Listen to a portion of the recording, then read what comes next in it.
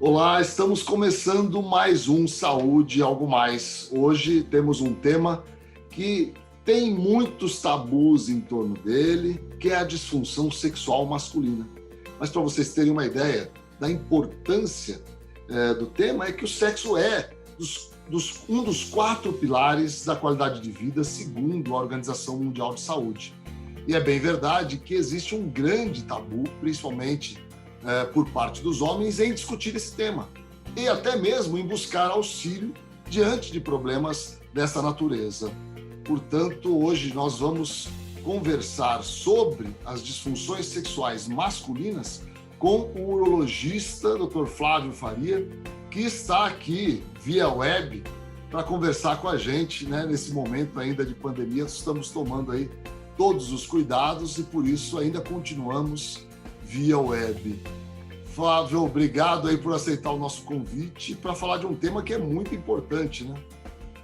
Isso mesmo. Primeiramente, obrigado pelo convite do programa, do senhor Dr. Ricardo.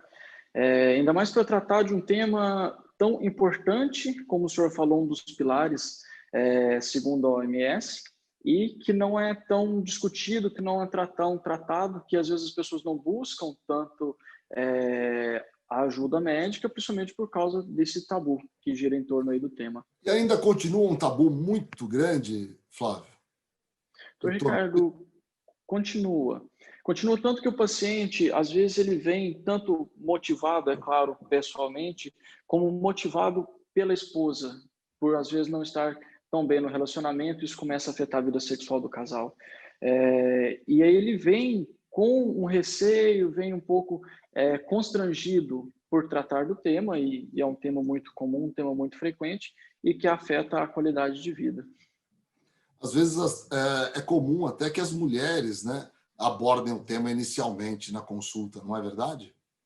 Perfeito. Tanto a questão que o senhor levantou de abordar o tema na consulta, quanto marcar consulta para o parceiro, para o marido. Se o homem fica desconfortável, a mulher também fica. E esse desconforto por parte da mulher leva a um desconforto no relacionamento em si, e ela buscar, às vezes o marido não quer, ou tem receio, tem vergonha.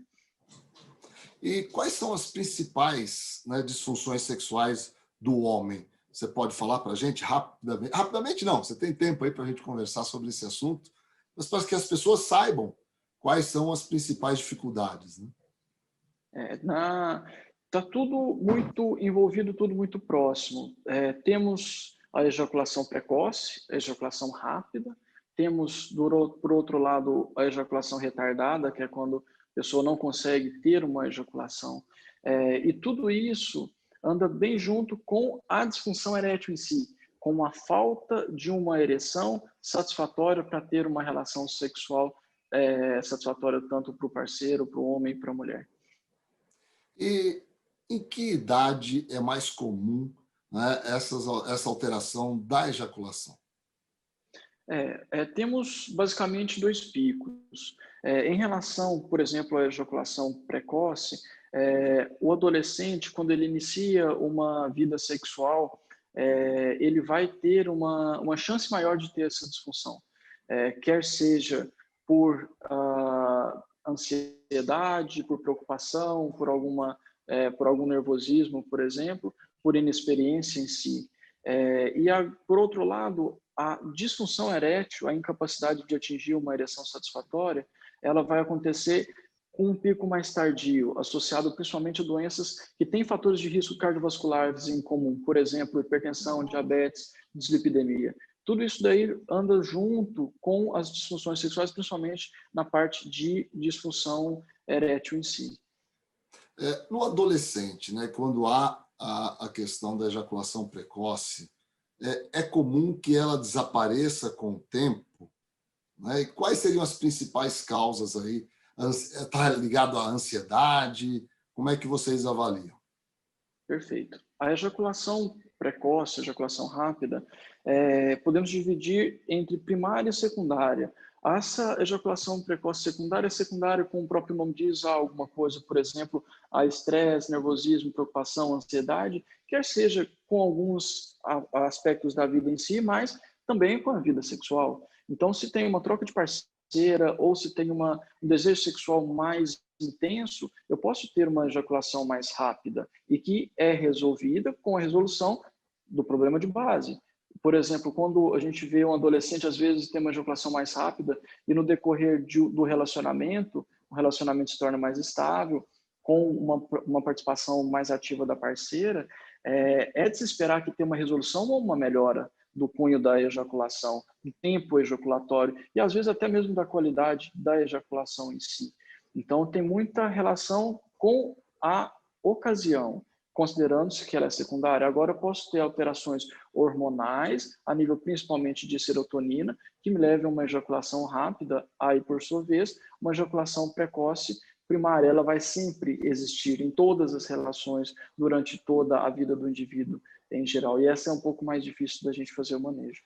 E o que é a ejaculação retardada, a ejaculação retrógrada? Eu tenho certeza que as pessoas ouviram você falar, mas não sabem exatamente o que é. Perfeito. Assim como em um ponto, em uma extremidade, eu tenho a ejaculação precoce, a ejaculação rápida, eu tenho, de outro lado, a ejaculação retardada. Essa ejaculação retardada, ela às vezes demora muito ou até mesmo o indivíduo não tem condição de chegar a ter uma ejaculação. Às vezes o indivíduo para a relação por exaustão, por condições físicas mesmo. Fica cansado e não consegue prosseguir a relação sexual até ter a ejaculação.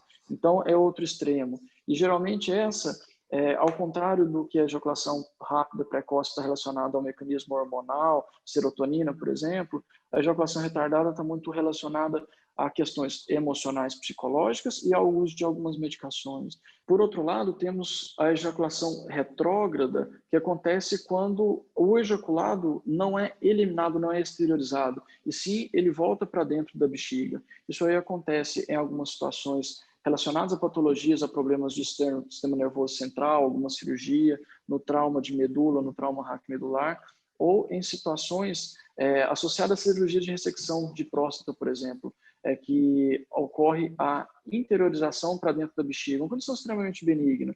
Traz o desconforto sexual, traz o desconforto no que diz respeito a não termos um ejaculado, mas é uma situação extremamente benigna não relacionada a tumores, por exemplo. Agora, uma questão que chama a atenção é que você falou sobre os medicamentos, né, que podem influenciar no retardo da ejaculação. Que tipo de medicamentos podem levar a isso?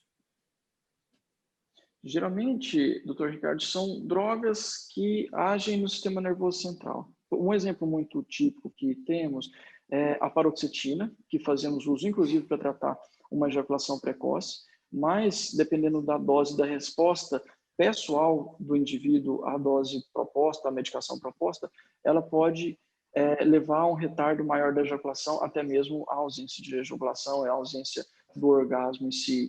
O escitalopram, por exemplo, é outra droga. Então, são, em geral, drogas de uso psiquiátrico, de uso por parte aí de atuação em sistema nervoso central, que vai resultar nessa alteração urológica da ejaculação em si.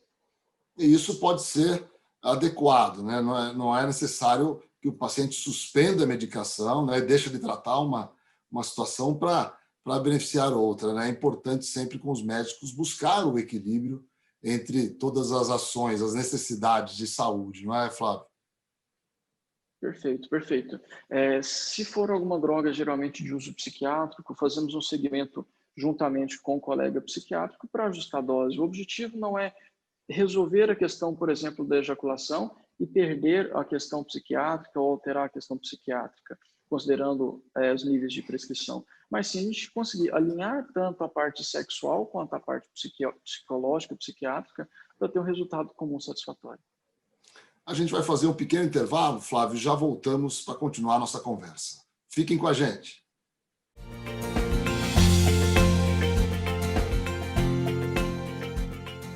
Estamos de volta com Saúde Algo Mais, hoje recebendo o urologista, Dr. Flávio Faria, conversando com a gente sobre um tema que é um tabu muito grande na nossa sociedade, que é a disfunção sexual masculina. Flávio, Esses problemas todos, né, como você colocou, a ejaculação precoce, retardada, retrógrada, são problemas que podem levar aí a um descompasso entre os parceiros, não é verdade? Bem como a disfunção erétil, né, que nós vamos falar daqui a pouco. É importante buscar o auxílio do profissional nessas circunstâncias para evitar realmente problemas mais graves entre o casal, né? Perfeito, perfeito. Temos uma questão que incomoda o próprio paciente, que às vezes, na maioria dos casos, ele vem buscar ajuda, mas também a esposa, ela sente-se desconfortável, pois vamos atuar, vamos comprometer a saúde sexual do casal. A relação é permeada de vários aspectos, e o aspecto sexual, a saúde sexual, com certeza, é um aspecto bem importante. Tanto que motiva, em alguns casos, a esposa vir junto, a esposa marcar a consulta, a esposa se tornar um protagonista da situação para resolver o problema que está, inclusive, incomodando. E a disfunção erétil, né? A dificuldade para a ereção. Quais são as principais causas? Isso. Esse é um tema bem bacana, é um tema bem comum no nosso consultório, cifras de 40% da população, até mesmo menor de 40 anos, tem algum grau de disfunção erétil. E, aproveitando o gancho, a gente tem nesses pacientes menores que 40 anos, pacientes em geral jovens e sem problemas de saúde, a principal causa de disfunção erétil é a causa psicogênica, estresse, nervosismo, ansiedade, preocupação, quer seja no trabalho, quer seja com o filho, quer seja no próprio relacionamento. E tudo isso daí vai resultar numa perda de ejaculação, numa perda de ereção, numa ejaculação mais rápida, tratando-se de mecanismos gerais. Já naquele paciente acima de 60 a 65 anos, entram mecanismos e patologias como hipertensão, diabetes, coronariopatias, problemas cardíacos em geral, Cigarro, né? sedentarismo, perfeito, tabagismo, etilismo, isso aí é bem importante. A gente vai para os mesmos fatores de risco cardiovasculares, estilo de vida saudável, tudo que afeta isso vai afetar com certeza a minha saúde sexual. A atividade física ajuda, né? Melhora o rendimento, a performance, né, Flávio? Com certeza, melhora a performance cardiovascular, melhora a performance sexual. Isso aí a gente vê que tem vários pontos que ela vai atuar, quer seja na liberação de endorfinas, quer seja na redução do estresse, da tensão do dia a dia, quer seja do ponto de vista hemodinâmico, ou seja, do fluxo sanguíneo, da vascularização. A ereção é um evento cardiovascular, somando do ponto de vista hormonal, por exemplo, mas sim é importante para a perviedade vascular, para hemodinâmica do paciente e atividade física. Tanto que é um dos pilares do tratamento da disfunção sexual. Aí eu vou perguntar para você quais são os pilares para o tratamento das disfunções sexuais masculinas. Perfeito. Ao mesmo tempo que eu tenho uma causa multifatorial, ou seja, eu tenho o estresse, nervosismo, ansiedade, preocupações, ou seja, fatores psicogênicos, eu tenho fatores hormonais, eu tenho fatores cardiovasculares, eu tenho tabagismo, etilismo, uso de drogas, sejam elas lícitas ou ilícitas. Tem vários mecanismos, não tem o mecanismo em si, ele é multifatorial. Pacientes que têm uma testosterona baixa, por exemplo, ele pode ter uma alteração psicológica que vai resultar numa disfunção sexual. O tratamento é voltado para isso. Após identificar a causa, por exemplo, uma baixa testosterona, uma alteração de tireoide ou um uso de drogas, por exemplo, voltamos ao tratamento para corrigir a causa base e para estruturar as demais. Um paciente sedentário, ele merece uma atividade física, merece uma psicoterapia, aquele que tem alguma alteração psicológica, alguma preocupação maior. Mas sempre lembrando, não é uma causa só. Eu vou repor testosterona para quem tem testosterona baixa e talvez eu não tenha uma resposta terapêutica satisfatória. Mas sim, olhando como um todo, como um global, eu preciso estruturar tudo isso. Nós vamos fazer um pequeno intervalo, Flávio, e voltamos aí para o bloco final desse tema muito importante. Eu tenho certeza que quem está assistindo está aprendendo muita coisa, né? E com certeza isso ajuda a quebrar essa mística que existe na abordagem transparente, clara, entre o casal, sobre um tema tão importante para essa vida conjugal. Já voltamos.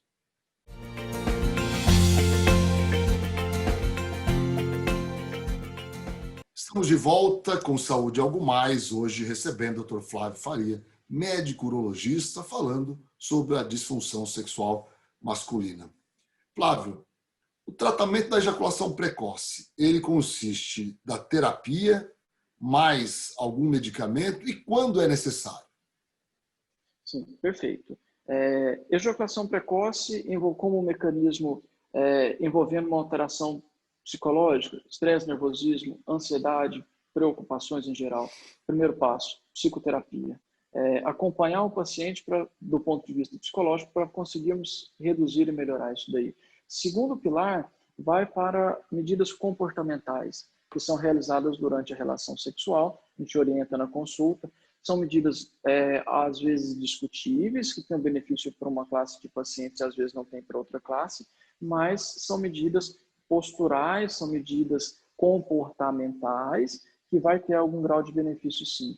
E o terceiro pilar é o tratamento medicamentoso. Existem várias medicações, a que a gente tem mais comum é a de uso contínuo, e tem uma ação muito boa, vai aumentar o tempo ejaculatório em torno de 2 a 3 vezes. Não é nenhum milagre. Ninguém vai ficar ejaculando, ninguém vai ficar tendo uma relação sexual por 1 hora, 2 horas com o uso da medicação, mas vai ter uma relação sexual mais duradoura, mais satisfatória. Então, em geral, nós começamos com a parte psicológica, avaliação e tratamento de parte psicológica, medidas comportamentais gerais e o tratamento medicamentoso. Aliás, essa satisfação em relação ao ato sexual está relacionado ao sentimento do casal. Não é? Não adianta um estar satisfeito e o outro não. E é por isso, daí a importância do tratamento, do acompanhamento dessas disfunções, né? Perfeito. Isso é uma coisa interessante, a ponto que mudou-se o conceito de ejaculação precoce e ejaculação rápida. Antigamente tínhamos um tempo pré-definido, 3, 5 minutos. Hoje, sabemos que mais importante do que o tempo em si, é o que o senhor acabou de falar, é a satisfação para ambas as pessoas, a satisfação para o casal, é a capacidade de ter o controle dessa ejaculação. Eu quero ejacular agora, eu não quero, minha parceira ainda não chegou no orgasmo. Então, essa satisfação do casal é tão importante que tivemos uma mudança a nível de guidelines, a nível de estudos, do conceito em si da ejaculação precoce e ejaculação rápida. Quando usar os medicamentos aí para disfunção erétil, sildenafila, tadalafila e tantos outros que estão disponíveis no mercado? Quando está indicado? Perfeito. O tratamento da disfunção erétil também passa por vários pilares. Correção de parte psicológica, correção de distúrbios, de comorbidade, parte hormonal, enfim. E o tratamento medicamentoso é um tratamento seguro, eficaz, desde quando bem orientado, bem indicado. As medicações realmente são os inibidores da 5-fosfodiesterase, tadalafila, sildenafil, famoso Viagra. São medicações que usamos muito. Algumas vezes o paciente já chega para a gente fazendo o uso dessas medicações, isso é perigoso, mas, em geral, o primeiro pilar de tratamento é o tratamento com medicações via oral. Temos o segundo linha de tratamento, que são medicações injetáveis, intracavernosas, e o terceiro pilar de tratamento para a disfunção sexual, no que diz respeito à disfunção erétil, que é a prótese peniana. Esses medicamentos, eles mudaram, né, a história da sexualidade, né, no mundo. Grandes possibilidades para homens, né, para os homens, e, claro, isso sempre importante, o compasso entre o casal. Agora, existe também, Flávio, o uso abusivo desses medicamentos, né? Inclusive por jovens, né, querendo uma performance maior, melhor. Isso pode levar a uma dependência psicológica? Pode. Uma dependência psicológica no que diz respeito a sempre ter uma ereção melhor do que a gente tem. Por exemplo, se eu tenho uma ereção que não é próxima de 100%, com uma medicação, eu vou elevar a qualidade da minha ereção. Ponto. Eu não vou ter uma dependência psicológica, psiquiátrica, uma abstinência após a retirada da medicação. A medicação não causa dependência, porém, como eu sempre terei uma ereção melhor, às vezes pode gerar um certo grau de uma dependência, entre aspas. Eu vou ter uma relação, eu quero ter uma ereção melhor, e eu vou fazer uso da medicação. Não que precise, mas porque eu vou fazer uso, às vezes, com medo, com receio de não atingir uma ereção satisfatória, de não ter uma performance, um desempenho, principalmente em pessoas em jovens, às vezes adolescentes, que vão ter uma relação inicial com a parceira. Fica aquela ansiedade, né? E o medo de errar, né, Flávio? Agora é importante alcançar a maturidade com o tempo, inclusive para abordar esses assuntos. Existe alguma contraindicação para esses medicamentos? É importante dizer, porque existem situações aí que o paciente não pode, não deve utilizar. Isso. A grande contraindicação dessas medicações são pessoas que já tiveram um infarto agudo do miocárdio que usam algum tipo de medicação que contenha o nitratos, isordil, por exemplo. É a contraindicação que a gente pode fazer. Um cuidado que sempre a gente tem ao prescrever a medicação é ver qual é a reserva funcional cardíaca do paciente, ou seja, qual é a capacidade, a tolerância do exercício físico. Por exemplo, uma pessoa que tem uma falta de ar, que tem uma dor cardíaca, torácica, aos pequenos esforços, ao fazer uso da medicação, pelo desempenho sexual que ela terá, pelo gasto energético durante uma relação sexual, pode ter algum grau de dor torácica, pode ter algum grau de infarto. Não está relacionado ao medicamento, é importante falar isso, né? Perfeito, perfeito. Nesses casos, não está associado, diferente daqueles casos que a pessoa faz uso de nitrato. Perfeito. Agora, nesses casos de um comprometimento da reserva funcional cardíaca, do desempenho cardiovascular, que é importante a gente tomar esse cuidado. Não pelo uso da medicação, mas pelo estresse, pela condição física, né? Perfeito, perfeito. Se eu não tenho condição física e for jogar uma partida de futebol, eu não vou aguentar, vou passar mal, vou ter uma estresse cardíaco. Flávio, muito obrigado, viu? Esse tema é um tema muito importante, acomete, como você mesmo disse, aí 30%, 40% dos homens. Né? A gente precisa falar mais sobre isso, fazer com que as pessoas tomem consciência e busquem os tratamentos existentes, impedindo aí os descompassos entre o casal. Muito obrigado mais uma vez. Imagina, eu que sou grato aí pelo convite. Obrigado aí, doutor Ricardo, pessoal do Saúde Algo Mais, todos os telespectadores. Estamos à disposição aí para qualquer dúvida, qualquer esclarecimento. Te chamaremos outras vezes, viu? Obrigado. E a que nos acompanham diariamente aqui na TV IBAND, o nosso agradecimento e o pedido que vocês enviem perguntas, sugestões de temas para que o Saúde Algo Mais melhore mais a cada dia. Muito obrigado por nos acompanharem, uma boa tarde e um grande abraço a todos vocês.